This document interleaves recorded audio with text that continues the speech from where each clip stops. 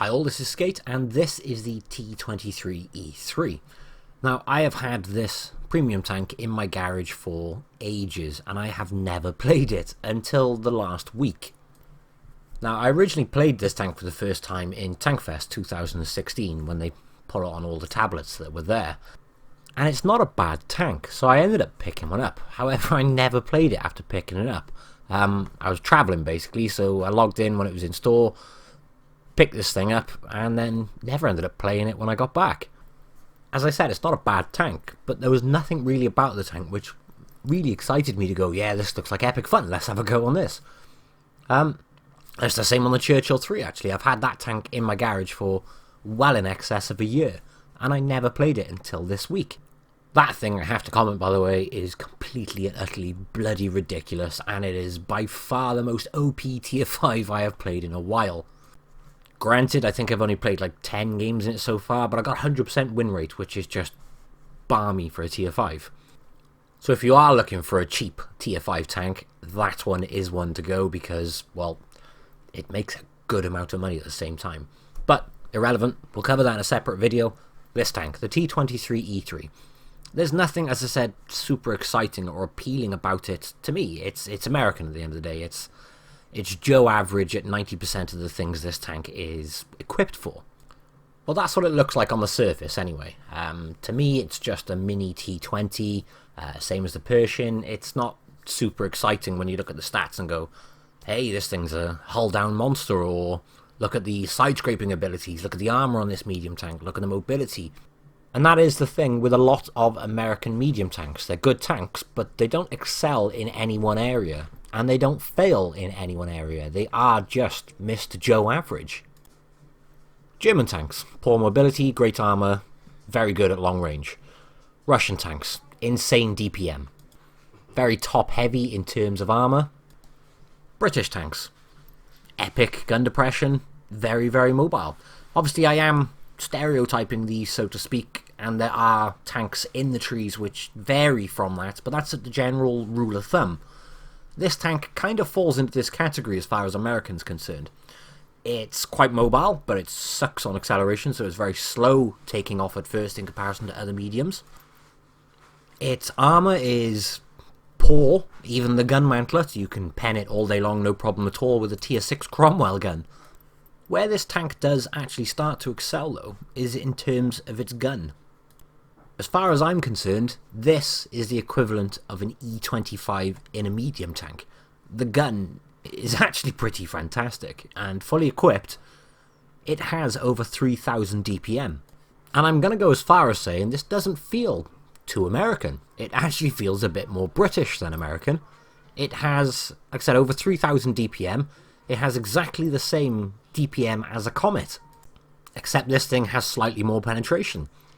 Comet's very good hull down. This is pretty good hull down. In fact, I play this majority hull down because it has 10 degrees of gun depression, and it hides the very, very weak tank. So if we're categorizing this tank as a general rule of thumb, it does feel more British. I know that's a very categorizing statement to make. It's a very strange statement. I'm also aware I'm rambling here. It's if you've played the British medium tanks, the Cromwell, and no, the Comet, you play this in a very similar fashion. You need to rely on that gun depression at all costs. And you need to be poking out every 3 seconds and popping a shot into someone. But that being said, if you're not in that circumstance, because it does have good mobility once it's moving, you can actually use that to your advantage, especially with the DPM, to literally get behind someone and just tear them apart and permatrack them. But we'll go into that in more depth in the actual video in the replay, and hopefully all my ramblings there will start to make some sense. But before we do, let's have a quick look in the garage. I myself run the repair kit, multi-purpose repair kit, and adrenaline. Instead of adrenaline though, engine boost is a good option because it is sluggish accelerating. I run the 2 colas, and I run improved fuel to try and, again, improve the acceleration on things. And this thing has the ability to carry plenty of ammunition. You can run 45 AP, 18 APCR, and 2 HE because, well, you don't really need much HE in a 75mm gun. It's actually a 76mm gun, but It's irrelevant. Equipment-wise, run vents, rammer, and a vertical stabilizer. Which, by the way, I think this is the only tier 7 premium medium tank which can run V-stabs. I want to have a very, very quick look at the armour, just to give you an example of what I mean. The only thing this may potentially be good at is side scraping. You may get some lucky bounces from funny angles on the turret, and you may be able to get some occasional bounces off the side.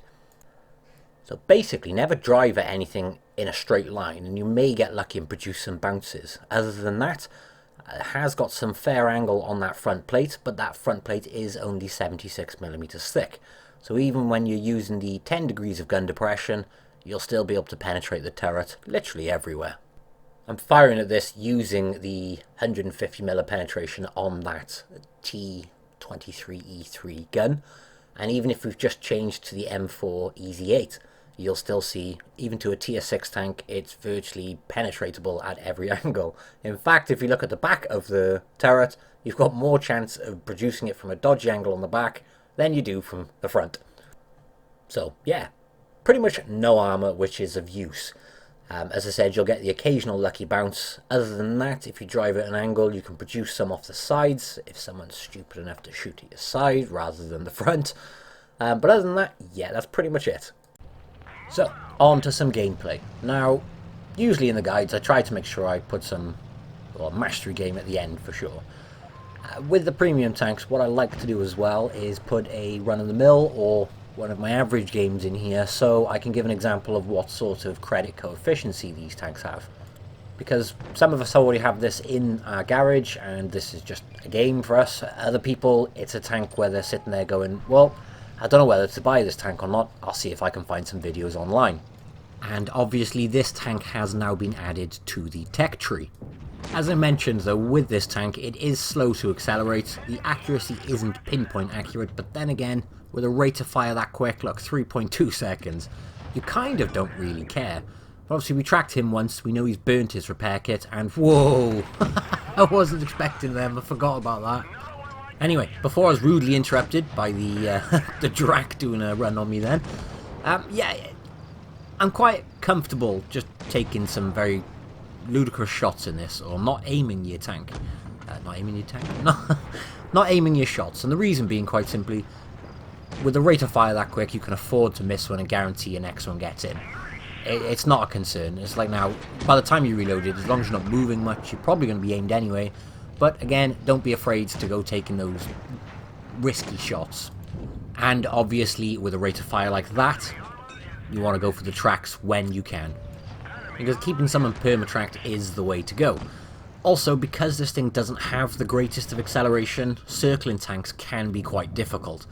End result there is if you're not trying to track people as you're circling them, as we'll see in the next replay, they can catch up with you. I made a bit of an error here. I went down when there's too many tanks, so I'm going to ignore the SU first, and I'm going to try and take the Spice Panzer out. Once I've taken him out, I have taken a big old shot from that SU, but it does mean myself and that friendly are going to take him out.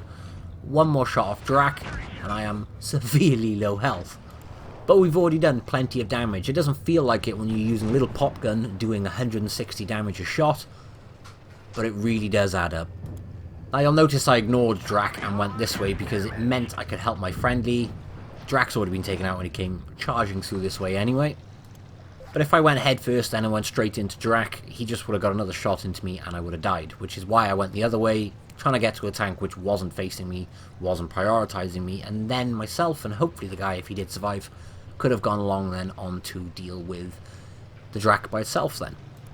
In this circumstance, so there is only one tank left, so I kind of don't care about dying. I just want to do as much damage as I can before I die.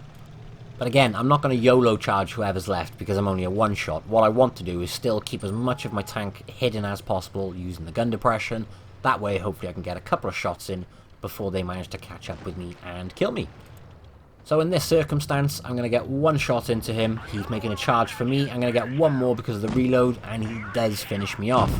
But it does mean I managed to get an extra 320 damage in at least, which obviously the point in this tank is for credits.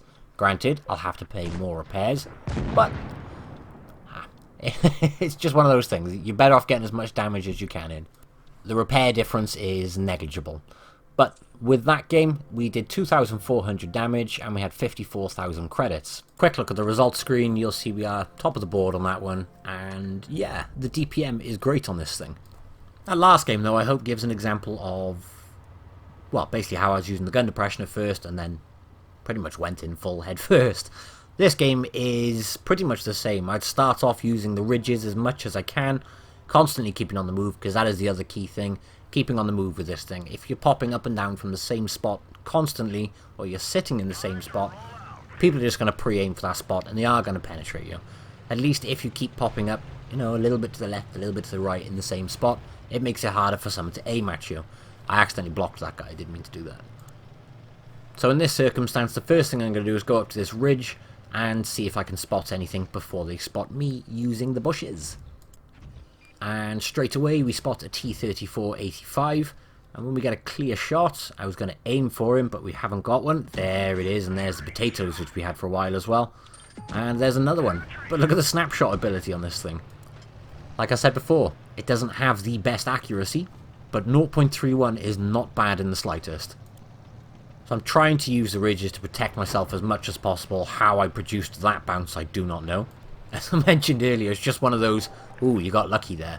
But if I kept popping up from this spot, I would have got nailed, because they are waiting for me to come out. So if I come by here, I can use that gun depression, and I can just keep in focus one tank. Until he runs off, of course. So they are rushing my team buddy over there, and I can either sit here and wait until they come around, or I can try and do something about it and help him while I can.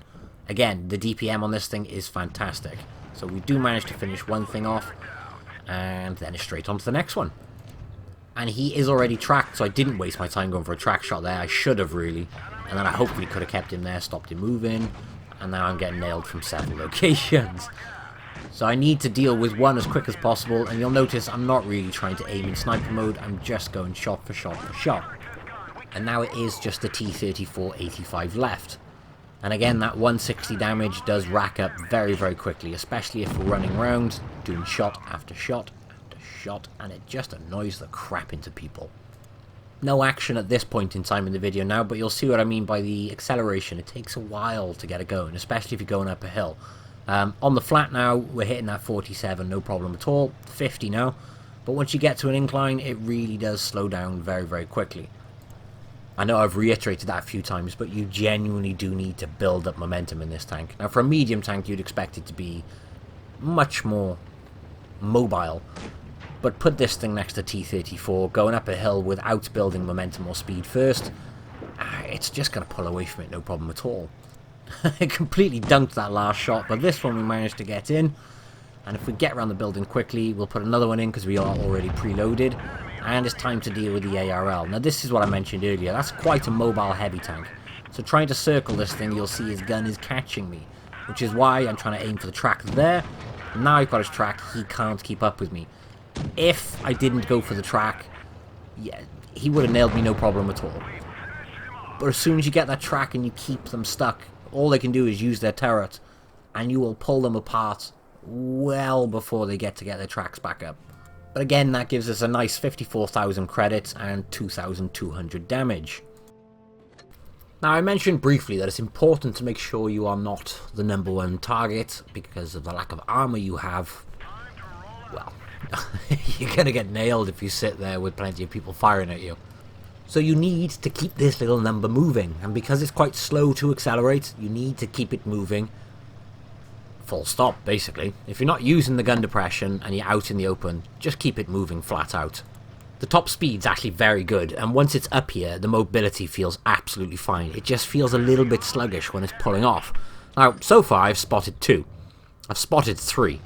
And this is the best situation I can be in, really, as I'm using a ridge to protect to protect the vast majority of my tank. However, they're starting to come at me at several angles. And I've just spotted someone else as well. So, I can sit here and try and fight it out, and there's another one! or I can run away, basically. Now, I'd rather try and get away from here as soon as I can. I've spotted that many already. You're just going to get overwhelmed. So I'm running away. Hopefully it'll give me enough time for my team to flank. Now, I don't do a tremendous amount of damage in this game. It's less than 2,000. But the key thing is I've spotted everybody, granted unintentionally, and rather than sit there and fight it out, I'm using the top speed I do have to completely relocate and appear from somewhere else they don't expect me to. Because the number one thing, apart from using gun depression, is keeping out of guns' way, basically. You can't... It's like driving a slow, fat, heavy, light tank, pretty much. Everything's going to penetrate you. Now that I've moved this way, you'll see they're pushing me again. And I'm being pushed from several angles. So I can go left and get shot by numerous tanks, or I can go right, afford to take one shot off that tank, and then get into cover. And again, you'll notice I'm using a ridge to protect me. I'm just popping over to get a couple of shots in. Someone else is taking the heat, which sounds awful, but it's pretty much how this tank works best. As soon as you're getting fired at, you're going to get wasted very, very quickly. When you're not getting fired at, well, as long as you're firing back, you're going to put some serious damage out. So in this circumstance, if I stayed where I was, I would have been completely overrun, completely nailed very, very quickly, because I just don't have any armor to protect me, really. And we've relocated. As I mentioned, it is slow to accelerate, and I've mentioned this several times purely because I think it's very, very important. It's slow to accelerate when you're not going downhill like this, but once you are up to the speed, you can easily maintain that 50k. The only place it makes a difference then is, as I mentioned earlier as well, because I tend to repeat myself, is when it comes to circling things. Because when you're circling things then, obviously as you're traversing quickly, it's taking the mobility away from you then, because it's a little bit underpowered. So as long as you're tracking, you are going to do absolutely fine. And this is one of the reasons I mentioned very early on that, except for adrenaline, the other alternative to run is an engine boost. Because with the engine boost, it will really, really help in terms of acceleration and that lack of power. Top speed, really, 50 kilometers you're doing all the time, very easily once you've got up there. But you'll see now, granted we're going to go through water, but as soon as we start trying to circle him, we drop off a lot of speed. But we don't manage to track this one, but we managed to finish him off before he managed to get his tower around anyway. And that's all I do in terms of damage in this game. It ends up being a total of 1,800 damage. But in the process, we did manage to get ourselves a Scout Medal, which still means we've accomplished 48,000 credits, which, for that amount of damage in a tier 7 premium tank is, well, that's quite a tasty amount of credits, really. The other thing, then, is, I don't know if it's just everybody has the same feeling on this tank. It just feels unexciting when you first get it, but you just don't see this tank often on the battlefield, which is a shame, because once you get over that little, there's nothing overly exciting about this tank, it's actually a very fun tank to play.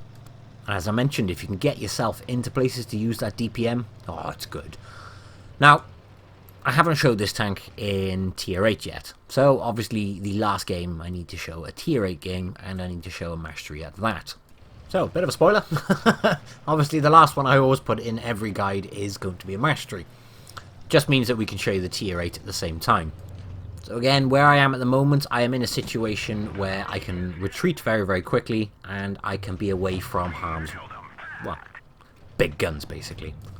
And everybody likes a big gun, until it's pointed at them. And then it hurts a lot. So when you have ISs aiming at you in this tank, it's going to be game over very, very quickly. Which is why, when you're in a situation like this here, you can stay, like I mentioned, out of harm's way, and you can pretty much just put shot after shot in, and then by the time they do end up looking at you, you can just retreat. And I can be out of harm's way well before they even manage to get their guns round and then onto me. Now there's an AMX, so I'm not waiting around for his next shot, I'm backing up for that one. And I'm not popping that soft squishy head back out in the same spot, so I'm going to go left a little bit in the hope that his turret is behind the building. That way I may get a shot in, as you can see I'm lining up just in case, and then he may not be able to shoot back, or at least I have more chance of removing myself very, very quickly. Now, here's another nice thing, the accuracy when you are fully aimed. There's one through the roof of an IS-3, two through the roof. Oh, it's got to be so annoying for him, isn't it? He's probably sitting there going, but I'm behind cover, how can I be getting hit? There's a bounce, or a miss. And there's another miss.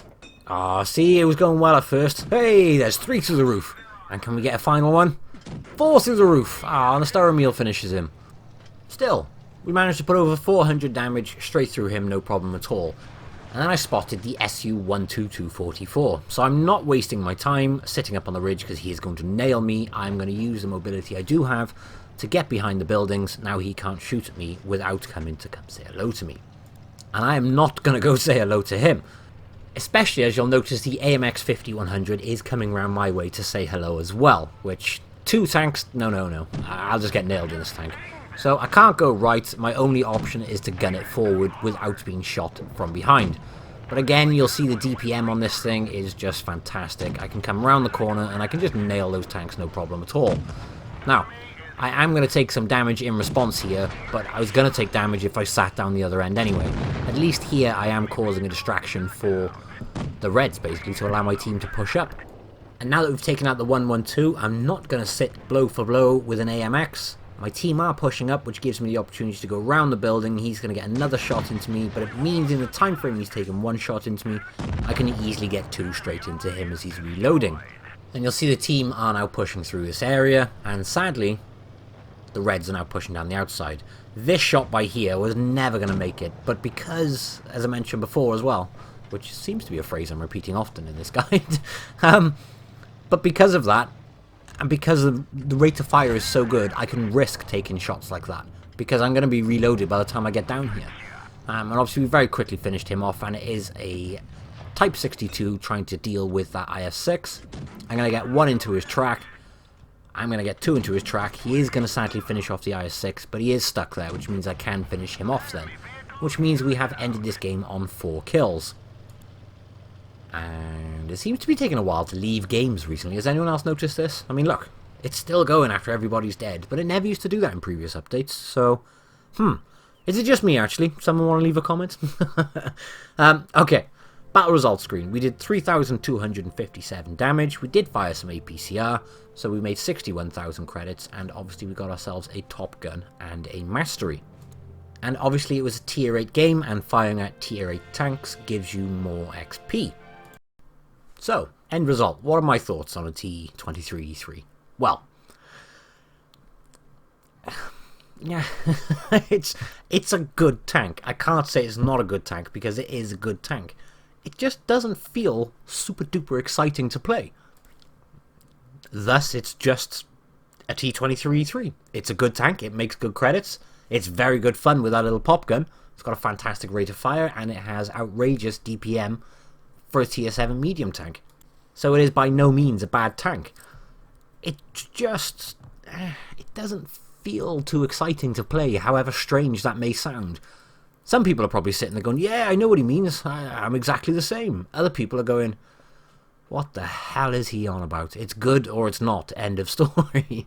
It's not like that for me. I enjoy playing the tank, but it just doesn't feel too exciting. So on that ultra confusing note, I am going to end this guide. Yeah, basically I think I'd say it is worth getting, but don't be surprised if you just go, it's good, but it's alright. It's just an alright tank. Anyway, thank you all for watching, and I will catch you in the next one. Bye bye.